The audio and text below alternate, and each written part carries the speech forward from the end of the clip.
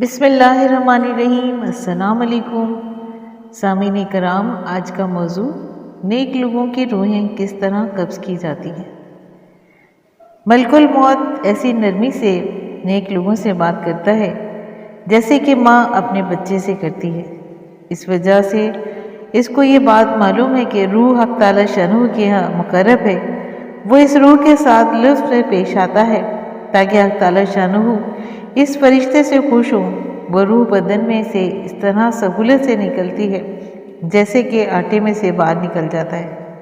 جب روح نکلتی ہے تو سب فرشتے اس کو سلام کرتے ہیں اور جنت میں داخل ہونے کی بشارت دیتے ہیں، جس کو قرآن پاک الذین تتوفاہم الملائکۃ طیبین الآیات سورہ نحل آیت نمبر 4 میں ذکر فرمایا ہے، اور اگر وہ مقرب بندوں میں ہوتا ہے تو سورہ واقعہ میں اس کے متعلق ارشاد ہے فالروح وریحان وجنت النعیم آیت نمبر 2۔ بس جس وقت روح بدن سے جدا ہوتی ہے تو وہ بدن سے کہتی ہے کہ حق تعالی شانہ تجھ کو جزائے خیر دے، تو اللہ کی بندگی اور اطاعت میں جلدی کرنے والا تھا، اس کی نافرمانی میں سستی کرنے والا تھا۔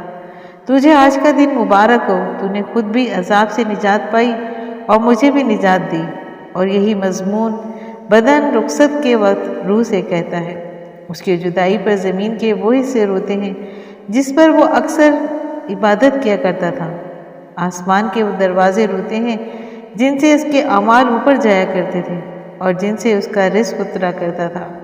اس کے بعد وہ 500 فرشتے میت کے پاس جمع ہو جاتے ہیں، اور جب نہلانے والے اس کو کروٹ دیتے ہیں تو وہ فرشتے فوراً اس کو کروٹ دینے لگتے ہیں، اور جب وہ کفن پہناتے ہیں تو اس سے پہلے کہ وہ فوراً اپنا لایا ہوا کفن پہنا دیتے ہیں۔ جب وہ خوشبو ملتے ہیں تو وہ فرشتے اس سے پہلے اپنی لائی ہوئی خوشبو مل دیتے ہیں۔ اس کے بعد وہ اس کے دروازے سے قبر تک دونوں جانب قطار لگا کر کھڑے ہو جاتے ہیں اور اس کے جنازے کا دعا اور استغفار کے ساتھ استقبال کرتے ہیں۔ یہ سارے منظر شیطان دیکھ کر اس قدر زور سے روتا ہے کہ اس کی ہڈیاں ٹوٹنے لگتی ہیں اور اپنے لشکروں سے کہتا ہے کہ تمہارا ناس ہو جائے، یہ تم سے کس طرح چھوٹ گیا۔ وہ کہتے ہیں کہ یہ معصوم تھا۔ اس کے بعد جب حضرت ملک الموت اس کی روح لے کر اوپر جاتے ہیں تو حضرت جبرائیل علیہ السلام 70,000 فرشتوں کے ساتھ اس کا استقبال کرتے ہیں۔ یہ فرشتے اس کو حق تعالی شانہ کی طرف سے بشارتیں دیتے ہیں۔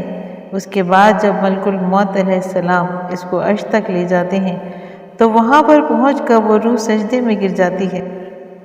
جب اس کی نعش قبر میں رکھی جاتی ہے تو اس کی نماز اس کے دائیں طرف آ کے کھڑی ہو جاتی ہے، روزہ بائیں طرف کھڑا ہو جاتا ہے، قرآن پاک کی تلاوت اور اللہ کا ذکر سر کی طرف کھڑا ہو جاتا ہے، اور جماعت کی نماز جو قدم چلے ہیں وہ پاؤں کی طرف کھڑے ہو جاتے ہیں، اور مصائب پر اور گناہوں سے صبر قبر کی ایک جانب کھڑا ہو جاتا ہے۔ اس کے بعد عذاب اس قبر میں اپنی گردن نکالتا ہے اور مردے تک پہنچنا چاہتا ہے، لیکن وہ اگر دائیں جانب سے آتا ہے تو نماز اس کو کہتی ہے کہ پرے ہٹ، یہ شخص خدا کی قسم دنیا میں ہمیشہ مشقت اٹھاتا رہا، ابھی ذرا راحت ہے، سویا ہے۔ پھر وہ بائیں جانب سے آتا ہے تو روزہ اسی طرح اس کو ہٹا دیتا ہے۔ پھر وہ سر کی طرف سے آتا ہے تو تلاوت اور ذکر اس کو روک دیتا ہے کہ ادھر کو تیرا راستہ نہیں ہے۔ غرض وہ جس جانب سے جانا چاہتا ہے اس کو راستہ نہیں ملتا، اس لیے کہ اللہ کے ولی کو ہر جانب سے عبادتوں نے گھیر رکھا ہے۔ وہ عذاب عاجز ہو کر واپس چلا جاتا ہے۔ اس کے بعد صبر جو ایک کونے میں کھڑا تھا ان عبادتوں سے کہتا ہے کہ میں اس انتظار میں تھا کہ اگر کسی جانب عبادت کی کسی قسم کی کمزوری ہے، کچھ ضعف ہو تو میں اس جانب مزاحمت کروں گا، مگر الحمدللہ کہہ کر تم نے مل کر اس کو دفع کر دیا۔ اب میں اعمال دھننے کی ترازو کے وقت اس کے کام آؤں گا۔ اس کے بعد 2 فرشتے اس مردے کے پاس آتے ہیں جن کی آنکھیں بجلی کی طرح چمکتی ہیں اور آواز بادلوں کی زوردار گرج کی طرح ہوتی ہے۔ اس کے دانتوں کی کچلیاں گائے کے سینگوں کی طرح ہوتی ہیں۔ ان کے منہ سے سانس کے ساتھ آگ کی لپٹیں نکلتی ہیں۔ بال اتنے بڑے کہ پاؤں تک لٹکے ہوتے ہیں، ان کے ایک مونڈے سے دوسرے مونڈے تک اتنا فاصلہ کہ کئی دن میں چل کر پورا ہو۔ مہربانی اور نرمی گویا ان کے پاس کو بھی نہیں گزرتی، البتہ سختی کا معاملہ مومنوں کے ساتھ نہیں کرتے، لیکن ہیبت ہی کیا کم ہے۔ ان کا منکر نکیر کہا جاتا ہے۔ ان میں سے ہر ایک کے ہاتھ میں ایک الگ اتنا بڑا اور بھاری ہتھوڑا کہ اگر ساری دنیا کے انسان اور جنات مل کر اٹھائیں تو ان سے اٹھ نہ سکے۔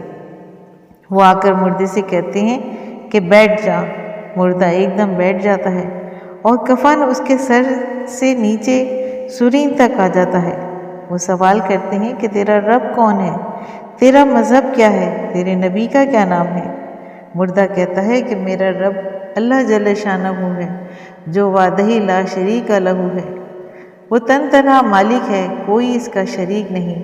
میرا دین اسلام ہے، میرے نبی محمد صلی اللہ علیہ وآلہ وسلم ہے، جو خاتم النبیین ہے۔ وہ دونوں کہتے ہیں کہ تو نے صحیح کہا ہے۔ اس کے بعد وہ قبر کی دیواروں کو سب طرف سے ہٹا دیتے ہیں، جس سے وہ اوپر سے اور چاروں جانب دائیں بائیں سرہانے پائنتی سے بہت زیادہ وسیع ہو جاتی ہے۔ اس کے بعد وہ کہتے ہیں کہ اوپر سر اٹھاؤ۔ مردہ جب سر اٹھاتا ہے تو اس کو ایک دروازہ نظر آتا ہے جس میں سے جنت نظر آتی ہے۔ وہ کہتے ہیں کہ اے اللہ کے ولی، وہ جگہ تمہارے رہنے کی ہے، اس وجہ سے کہ تم نے اللہ تعالی شانہ کی اطاعت کی ہے۔ حضور اقدس صلی اللہ علیہ وآلہ وسلم فرماتے ہیں کہ قسم ہے اس پاک ذات کی جس کے قبضے میں میری جان ہے، اس کو اس وقت تک ایسی خوشی ہوتی ہے جو کبھی نہ لوٹے گی۔ اس کے بعد وہ فرشتے کہتے ہیں کہ اپنے پاؤں کی طرف دیکھو۔ وہ دیکھتا ہے تو جہنم کا ایک دروازہ نظر آتا ہے جس سے اس کی حالت نظر آتی ہے، اور وہ فرشتے کہتے ہیں کہ اے اللہ کے ولی، تو نے اس دروازے سے نجات پا لی۔ اس وقت بھی مردے کو اس قدر خوشی ہوتی ہے کہ وہ کبھی نہ لوٹے گی۔ اس کے بعد اس قبر میں 70 دروازے جنت کی طرف کھل جاتے ہیں، جن سے وہاں کی ٹھنڈی ہوائیں اور خوشبوئیں آتی رہتی ہیں، اور قیامت تک یہی منظر رہے گا۔ سامعین کرام، ہم نے دیکھا کہ نیک روح کے ساتھ کیا کیا انعام و اکرام عطا کیے جاتے ہیں۔ اللہ تعالیٰ ہمیں نیک کام کرنے کی توفیق عطا فرمائے، آمین۔